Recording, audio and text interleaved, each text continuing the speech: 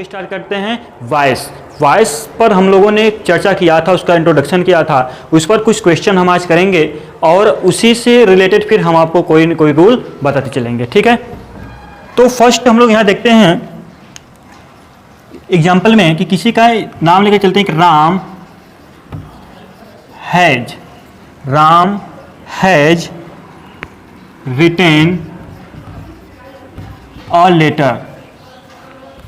Ram has written a letter, ये हमारा question है। यदि आपको इससे पैसिव वॉइस में चेंज करना कह दे, एक्टिव हो गया, इसे यदि पैसिव वॉइस में चेंज करने के लिए बोल दिया कि इसे पैसिव वॉइस में चेंज करिए, तो एक रूल बताए थे आपको कि एक्टिव वॉइस का जो ये ऑब्जेक्ट है, ये हमारा क्या है, subject, helping verb, main verb और ये क्या है, ऑब्जेक्ट, ठीक है। अब क्या बताया गया था कि यदि एक्टिव वॉइस या पैसिव वॉइस में हमें चेंज करना है तो एक्टिव वॉइस के ऑब्जेक्ट को हम पैसिव वॉइस का क्या बना लेते हैं, सब्जेक्ट बना लेते हैं। एक्टिव वॉइस के ऑब्जेक्ट को पैसिव वॉइस का सब्जेक्ट बना लेते हैं। तो जब हम सब्जेक्ट बनाएंगे तो जाएगा अ लेटर, क्या हो जाएगा, a letter. Helping verb has है, अब ये कौन सा टेंस है, तो ये टेंस है प्रेजेंट परफेक्ट टेंस। अब हमें इसको किस में चेंज करना है, तो प्रेजेंट परफेक्ट कॉन्टिन्यूअस टेंस में। तो प्रेजेंट परफेक्ट कॉन्टिन्यूअस टेंस की हेल्पिंग वर्ब होती है हैज बीन, और पैसिव वॉइस में हमेशा वर्ब का थर्ड फॉर्म लगता है। तो यहाँ पर हम क्या कर लेंगे, रिटेन, और वर्ब के थर्ड फॉर्म के बाद एक हम प्रीपोजिशन लगाते हैं बाई, और एक्टिव वॉइस के सब्जेक्ट को ऑब्जेक्ट में बदलकर लिख देते हैं। ये क्वेश्चन आपको समझ में आया होगा, ठीक है। ऐसे ही दो तीन क्वेश्चन हम आपको बता देते हैं, ठीक है।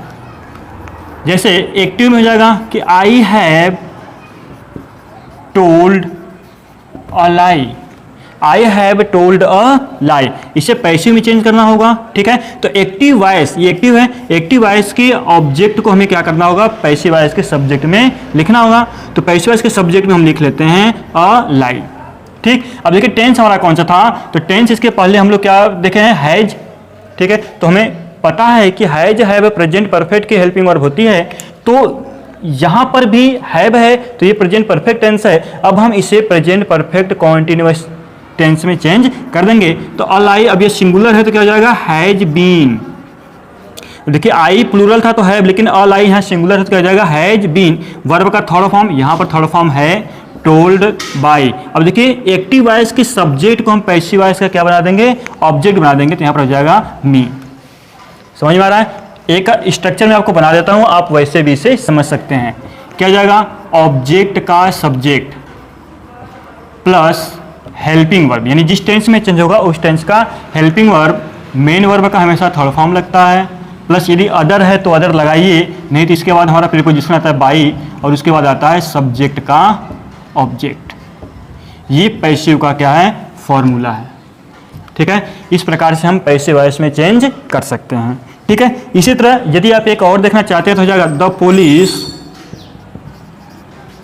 Police did not catch the thief. क्या है, the police did not catch the thief. अब हमें इसका पैसिव वॉइस बनाना है, तो पैसिव वॉइस बनाने के लिए ये हमारा क्या हो जाएगा, subject, helping verb, main verb और ये क्या हो गया, ऑब्जेक्ट, ठीक है। अब पैसिव वॉइस जब हमको बनाना है तो हमें यहाँ पर ध्यान देना है इसके स्ट्रक्चर पर कि क्या लिखा है, सबसे पहले ऑब्जेक्ट का सब्जेक्ट। ये ऑब्जेक्ट दिख रहा है आपको, इस ऑब्जेक्ट को हम पैसिव वॉइस का क्या बना लेंगे, सब्जेक्ट बना लेंगे। तो हम उसका सब्जेक्ट बना लेते हैं। द थिप का सब्जेक्ट क्या होगा, द थिप, क्योंकि कोई प्रीपोजिशन नहीं है इसलिए उसमें चेंज नहीं करेंगे। नाउन है तो नाउन को उसी प्रकार लिख देते हैं, द थिप। अभी देखते हैं टेंस कौन सा है, टेंस डिड नॉट लगा हुआ है, तो डिड नॉट पास्ट इंडेफिनिट की हेल्पिंग वर्ब होती है, और पास्ट इंडेफिनिट पास्ट कॉन्टिन्यूअस में चेंज होता है। अब देखिए पास्ट इंडेफिनिट है, हमें इसे चेंज करना है पास्ट कॉन्टिन्यूअस में, और पास्ट कॉन्टिन्यूअस की हेल्पिंग वर्ब होती है वाज एंड वर। तो सिंगुलर के लिए वाज लगाते हैं और प्लूरल के लिए वर लगाते हैं। तो यहाँ पर ये द थिप है वह सिंगुलर है, तो सिंगुलर के लिए हम क्या लगा देंगे, यहाँ पर helping verb was, the thief was. अब वर्ब का हमेशा क्या लिखते हैं, थर्ड फॉर्म लिखते हैं, तो कैच का थर्ड फॉर्म होता है caught. The thief was caught. अब देखिए कॉट आ गया, अब यहाँ पर नॉट भी था तो ये नेगेटिव है तो इसे हम नेगेटिव में ही चेंज करेंगे कि the thief was not caught. अब देखिए वर्ब का थर्ड फॉर्म के बाद हमारा प्रीपोजिशन क्या है, बाय, तो प्रीपोजिशन हमने लिख लिया बाय, और सब्जेक्ट का ऑब्जेक्ट, सब्जेक्ट पुलिस है तो ऑब्जेक्ट भी हमारा क्या हो जाएगा, पुलिस। समझ में आ रहा होगा, ठीक है। इसी तरह एक और देख लेते हैं कि विनय किल्ड या killed the snake, Vinay killed the snake, ये एक्टिव हो गया। अब हम इसे जब पैसिव वॉइस में चेंज करेंगे तो इसके ऑब्जेक्ट को सबसे पहले लिखेंगे सब्जेक्ट बनाकर, तो क्या हो जाएगा, द स्नेक, द स्नेक। अब देखिए किल्ड वर्ब का सेकेंड फॉर्म यानी पास्ट इंडेफिनिट, और पास्ट इंडेफिनिट हमारा पास्ट कॉन्टिन्यूस में चेंज होता है, और पास्ट कॉन्टिन्यूस की हेल्पिंग वर्ब होती है वाज और वर्ब। तो यहाँ पर एक वचन के लिए हम लगाएंगे वाज, वर्ब का थर्ड फॉर्म क्या होगा, किल्ड, तो यहाँ पर किल्ड लिख देंगे कि the snake was killed by Vinay, by Vinay, ठीक है। एक एग्जांपल और लेकर आपको कराते हैं, फिर आपको रूल बाय रूल और अच्छे से समझाते हुए चले जाएंगे, ठीक है। तो यहां पर हम आपको समझा देते हैं कि the postman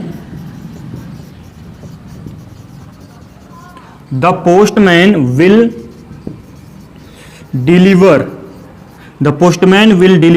the letters, the postman will deliver the letter. अब देखिए विल यानी कि फ्यूचर इंडेफिनिट टेंस, और फ्यूचर इंडेफिनिट टेंस चेंज होता है फ्यूचर कॉन्टिन्यूअस टेंस में। तो जो फ्यूचर कॉन्टिन्यूअस टेंस में जब हम चेंज करेंगे, इसका पैसिव वॉइस बनाएंगे, तो द लेटर्स जो है वह ऑब्जेक्ट है, तो पैसिव वॉइस में हम क्या बनाएंगे, उसका सब्जेक्ट बनाएंगे, तो हो जाएगा द लेटर्स। क्लियर। अब देखिए विल है तो इसकी हेल्पिंग वर्ब कॉन्टिन्यूअस में होती है will be, the letters will be delivered, verb का थर्ड फॉर्म ऐसा लगाना है तो क्या हो जाएगा, डिलीवर्ड बाय द पोस्टमैन, क्या हो जाएगा, बाय द पोस्टमैन। क्लियर। अब इसके बाद ये था हमारा असर्टिव सेंटेंस, या इसको आप बोल सकते हो अफर्मेटिव सेंटेंस। इसके बाद हम लोग पढ़ेंगे रूल बाय रूल हम लोग पढ़ते जाएंगे, और आप उसे अच्छे से समझते हुए चले जाइएगा, ठीक है। आप इसको देख लीजिए, स्क्रीनशॉट मारना है तो मार सकते हैं। Some special rules for passive voice, ठीक है, यानी कुछ ऐसे रूल्स जिसकी सहायता से हम पैसिव वॉइस में आसानी से उसे चेंज कर सकते हैं, एक्टिव से पैसिव वॉइस में, ठीक है। तो मैं यहाँ पर आपको लिख लेता हूँ कि सम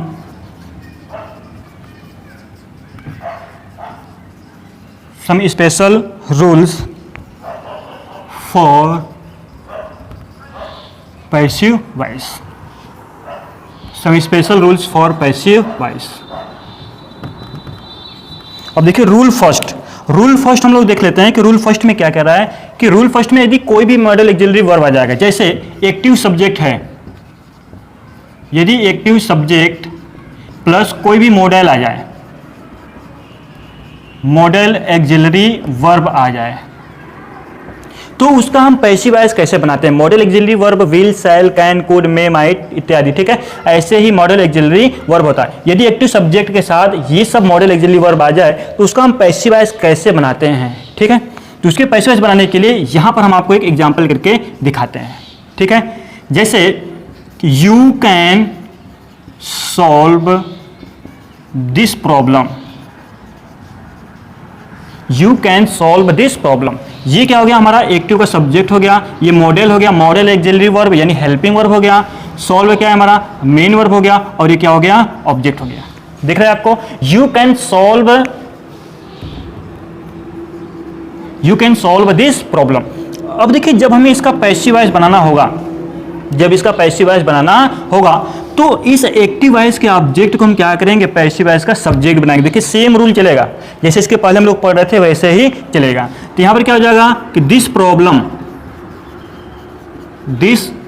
अब देखिए कैन है तो कैन को हम लोग कुड में नहीं बदलेंगे, कैन को हम लोग बदलेंगे कैन में, ठीक है, कैन। लेकिन इसके साथ हम लगाएंगे be, this problem can be plus verb का थर्ड फॉर्म क्या हो जाएगा, solved. This problem can be solved by, you का ऑब्जेक्ट क्या होता है, यू ही होता है, ठीक है। तो क्या हो जाएगा, this problem can be solved by you.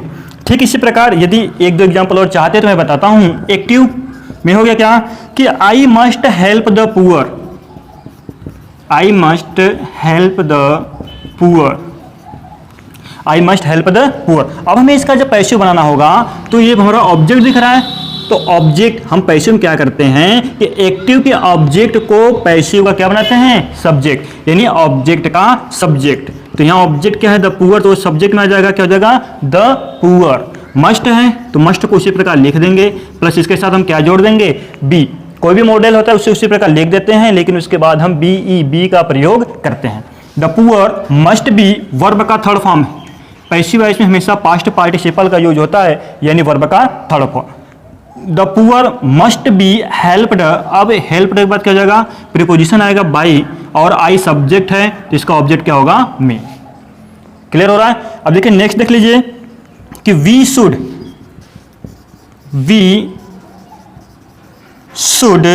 Love our country, we should love our country. अब देखिए शुड आ गया तो शुड, जैसे कि सेल का शुड होता है पास्ट फॉर्म, तो यहाँ पर शुड आ गया तो इसके बाद हम केवल बी लगा देंगे, ठीक है। तो लगा देते हैं, हमारा ऑब्जेक्ट क्या है, आवर कंट्री,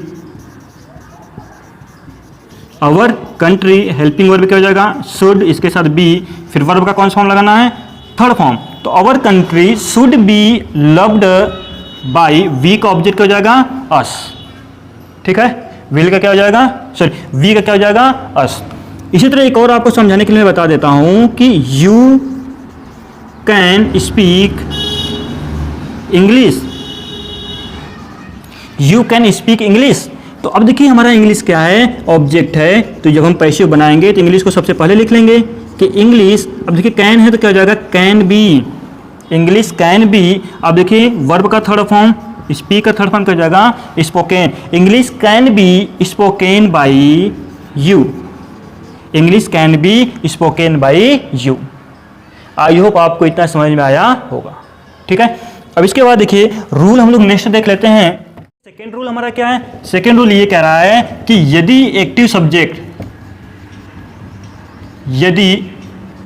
सब्जेक्ट के बाद मॉडल हो, मॉडल एक्सिलरी वर्ब हो, इसके पहले जो हम लोग बात कर रहे थे कि यदि एक्टिव सब्जेक्ट के बाद मॉडल एक्सिलरी वर्ब, लेकिन उसके बाद हैव लगा हुआ मिले आपको, क्या लगा हुआ मिले आपको, हैव लगा हुआ मिलता है, तो उसका हम इस प्रकार से, कुछ इस प्रकार से पैसिव वॉइस में चेंज करते हैं। कैसे, एक एग्जांपल लेकर हम आपको यहाँ पर क्लियर कर देते हैं, ठीक है। जैसे कि एग्जांपल हो गया, we must have respected our elders, we must have respected our elders, ठीक है। अब ये आपको ये सेंटेंस दिख रहा है कि वी है, मॉडल एक्सिलरी वर्ब है, उसके साथ हैव लगा हुआ है और वर्ब का थर्ड फॉर्म भी है, आवर एल्डर्स। जिसका पैसिव वॉइस में बनाना होगा तो ये सब्जेक्ट है, ये मॉडल एक्सिलरी वर्ब यानी हेल्पिंग वर्ब हो गया, ये मेन वर्ब हो गया और ये हमारा क्या हो गया, ऑब्जेक्ट। तो आपको पता है कि जब हम पैसिव वॉइस बनाते हैं तो हम एक्टिव वॉइस के ऑब्जेक्ट को पैसिव वॉइस का सब्जेक्ट बना लेते हैं। तो एक्टिव वॉइस का ये क्या है, हमारा ऑब्जेक्ट है, एक्टिव वॉइस का ऑब्जेक्ट है, तो हम पैसिव वॉइस का क्या बनाएंगे, उसे सब्जेक्ट, यानी इस वाले पार्ट को हम क्या बना लेंगे, सब्जेक्ट बना लेंगे, ठीक है। तो यहाँ पर जब सब्जेक्ट बनाएंगे तो हो जाएगा क्या, आवर एल्डर्स, आवर एल्डर्स। और मैं बताया था कि मॉडल अगर रहता है तो उसे उसी प्रकार लिख दिया जाता है, तो मॉडल है तो उसे उसी प्रकार लिख दिया जाएगा, मस्ट हैव, इसके साथ जो भी लगा रहेगा उसे उसी प्रकार लिख देंगे।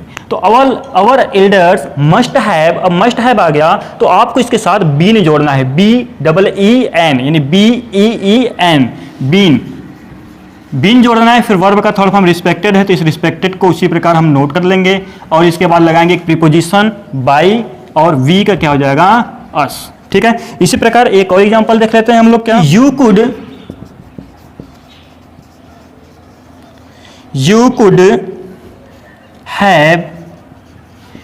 Could have written the letters, you could have written the letters. तो अब जब इसका हम पैसिव में चेंज करेंगे या पैसिव फॉर्म में बदलेंगे तो ये हमारा द लेटर्स क्या है, ऑब्जेक्ट है। किसका ऑब्जेक्ट है, वो भी एक्टिव वॉइस का। जब एक्टिव वॉइस का ऑब्जेक्ट होता है तो हम पैसिव वॉइस का क्या बनाते हैं, सब्जेक्ट बनाते हैं। तो ऑब्जेक्ट है तो पैसिव वॉइस का हम यहाँ पर क्या बना लिया, सब्जेक्ट बना लिया, तो हो गया लेटर्स, द लेटर्स, ठीक। अब हेल्पिंग वर्ब कुड है तो कुड को हमें उसी प्रकार लिखना है हैव को भी उसी प्रकार लिखना है, क्योंकि मैंने बताया है कि मॉडल रहेगा तो उसके उसी प्रकार उतार देंगे। द लेटर्स कुड हैव, अब उसके बाद हमें नोट करना है बस क्या, बीन इसमें हम ऐड कर देंगे कि the letters could have been, verb का थर्ड फॉर्म रिटेन पहले से ही लिखा हुआ है तो रिटेन। अब रिटेन के बाद हम एक प्रीपोजिशन यूज करेंगे बाई, अब उसके बाद क्या करेंगे, एक्टिव वॉइस के सब्जेक्ट को पैसिव वॉइस के ऑब्जेक्ट में चेंज कर देंगे, तो यू का ऑब्जेक्ट हमारा यू ही होता है।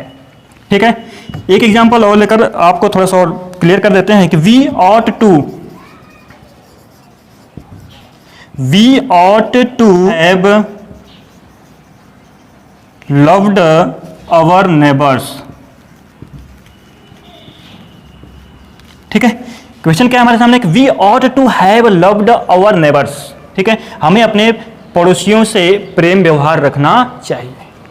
तो अब देखिए ऐसा सेंटेंस मिलता है और हमें पैसिव वॉइस बनाने के लिए बोल दिया गया, तो इस एक्टिव सेंटेंस यानी जो एक्टिव सेंटेंस रहेगा, एक्टिव वॉइस रहेगा, उसके ऑब्जेक्ट को हम पैसिव वॉइस का क्या बनाएंगे, सब्जेक्ट बनाएंगे। तो जब हम ये पैसिव वॉइस का सब्जेक्ट बनाएंगे यहां पर, तो अवर नेबर्स है तो यहां पर क्या हो जाएगा,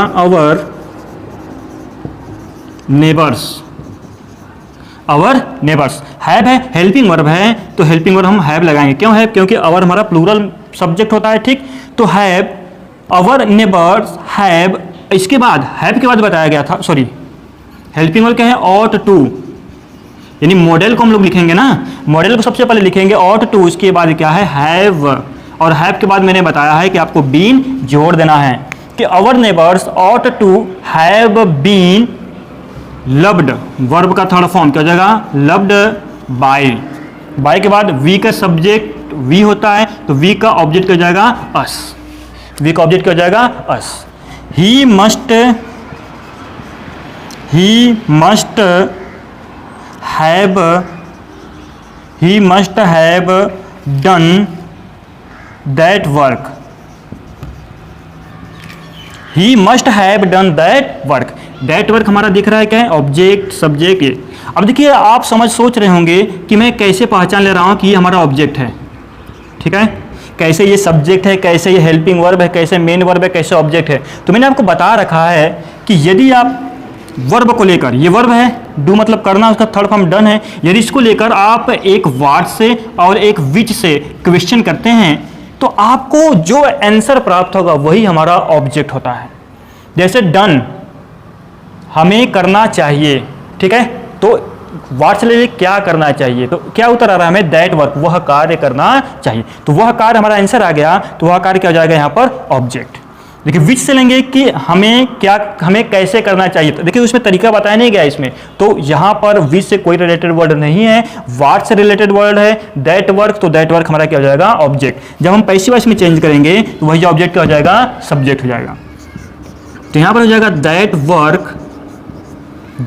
वर्क। अब देखिए हेल्पिंग वर्ब उस कार्य की बात कर रहा है, ठीक है, तो मस्ट है तो मस्ट का मस्ट लिखेंगे कि दैट वर्क मस्ट हैव। अब मस्ट हैव आ गया, उसके बाद क्या करेंगे, देखिए बताया ना, यदि active subject plus model axillary verb है प्लस उसके साथ हैव लगा हुआ है, तो जब हम पैसिव वॉइस में चेंज करेंगे तो बस उसी मॉडल एक्सिलरी वर्ब और हैव के बाद हम BEEN बीन का प्रयोग करते हैं। तो that work must have been done के बाद क्या लगाएंगे, एक प्रीपोजिशन लगाएंगे बाई, और ही का क्या हो जाएगा, हिम। क्लियर है, आई होप आपको इतना समझ में आया होगा। तो रूल अब हम थर्ड देख लेते हैं। देखिए रूल थर्ड क्या कर रहा है कि यदि active sentence dear plus verb plus subject ये किस रूप में, नाउन के रूप में रहेगा। ठीक है, dear plus verb plus subject plus infinitive को हम लोग लिखते हैं टू, प्लस इन्फिनिटिव यानी टू, और इसके साथ यदि वर्ब का फर्स्ट फॉर्म हो, इस स्ट्रक्चर पर आधारित हो, क्या कौन सा स्ट्रक्चर पर, कि there plus verb plus subject noun plus infinitive to जो है किसमें हो, V1 में हो, यानी प्लस V1 यानी वर्ब का फर्स्ट फॉर्म में हो। तो इसका हम एग्जाम्पल के थ्रू समझ लेते हैं कि इसका हम कैसे बनाते हैं। ठीक है, जैसे हो जाएगा कि there is no money to buy, there is no money to buy. यदि ऐसे सेंटेंस आपको मिल जाता है, जैसे देयर हो गया, ये वर्ब हो गया, ये सब्जेक्ट हो गया, ठीक है, सब्जेक्ट का कार्य कर रहा है, उसके बाद इन्फिनिटिव टू दिख रहा है और इसके साथ वर्ब का फर्स्ट फॉर्म लगा हो यानी V1 लगा हो, तो जब इसका हम पैसिव में इसे चेंज करते हैं या पैसिव में बदलते हैं तो क्या हो जाएगा कि डियर को हम लोग डियर लिखेंगे, डियर को क्या लिखेंगे, डियर ही लिखेंगे, इसके बाद इज लगाएंगे, नो लगाएंगे, मनी लगाएंगे, ठीक। लेकिन ये इन्फिनिटी टू है, इसे हम टू बी में चेंज करेंगे और आपको पता है कि पैसिव वॉइस में हमेशा वर्ब का थर्ड फॉर्म लिखते हैं, तो बाय का क्या हो जाएगा, बॉट, बाय का क्या हो जाएगा, बॉट। आई होप आपको इतना क्लियर हुआ होगा, ठीक है। एक सेकेंड सेंटेंस करके देख लेते हैं कि there is nothing to gain, there is nothing to gain, ठीक। तो जब हम इसका पैसिव बनाएंगे, ये एक्टिव में है, जब इसका पैसिव बनाएंगे तो हो जाएगा there is nothing to be gained, ठीक। अब नेक्स्ट एक एग्जांपल और लेकर आपको समझा देते हैं क्या कि there is no time, there is no time to study, there is no time to study, ऐसा सेंटेंस मिलता है। तो जब हम इसे पैसिव में चेंज करेंगे तो क्या हो जाएगा, there is no time to be studied, क्या हो जाएगा, studied, there is no time to be studied. Clear है? आई होप आपको ये रूल समझ में आया होगा। फिर से मैं आपको एक बार बता देना चाहता हूं कि यदि active sentence there plus verb plus subject, subject noun, ठीक है, प्लस इन्फिनिटिव, इन्फिनिटिव को हम टी ओ के नाम से जानते हैं, ठीक है, इन्फिनिटिव प्लस वर्ब का फर्स्ट फॉर्म आपको मिलता है, तो जब हम उसका पैसिव में चेंज करेंगे तो यहां तक तो बात सेम रहेगी, यहां तक बात क्या रहेगी, सेम रहेगी, लेकिन इन्फिनिटिव टू के बाद हमें बी लगाना है, ठीक है, और वर्ब का थर्ड फॉर्म लिखना है, किसमें, पैसिव वॉइस में। देयर इज नथिंग टू से, ठीक है, देयर इज नथिंग टू से, कहने के लिए कुछ भी नहीं है, कहने के लिए कुछ भी नहीं है। तो जब हम इसे पैसिव फॉर्म में चेंज करेंगे तो जगह there is nothing to be sad, there is nothing to be sad.